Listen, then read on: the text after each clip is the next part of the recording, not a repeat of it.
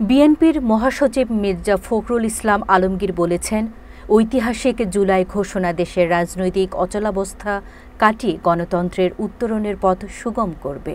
তিনি বলেন, এই ঘোষণাপত্র ও আগামী বছরের ফেব্রুয়ারিতে জাতীয় নির্বাচনের সময় ঘোষণা বিএনপি আন্তরিকভাবে স্বাগত জানায়।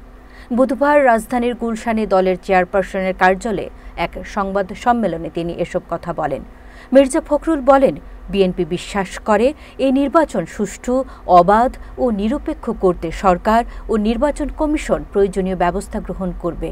তিনি আরও জানান, বিএনপি গণতন্ত্রকে প্রাতিষ্ঠানিক রূপ দিতে একটি কার্যকর জাতীয় সংসদ গঠনে এবং দেশের ভবিষ্যৎ রাজনীতিকে সুস্থ ধারায় ফিরিয়ে আনতে নির্বাচনকে সর্বোচ্চ গুরুত্ব দিচ্ছে। এজন্য সকল রাজনৈতিক দল ও জনগণকে দায়িত্বশীল ভূমিকা পালনের আহ্বান জানান তিনি। মির্জা ফখরুল আশাবাদ ব্যক্ত করেন, সকল পক্ষের সম্মিলিত প্রয়াসে দেশ একটি গ্রহণযোগ্য ও কার্যকর নির্বাচনের দিকে অগ্রসর হবে।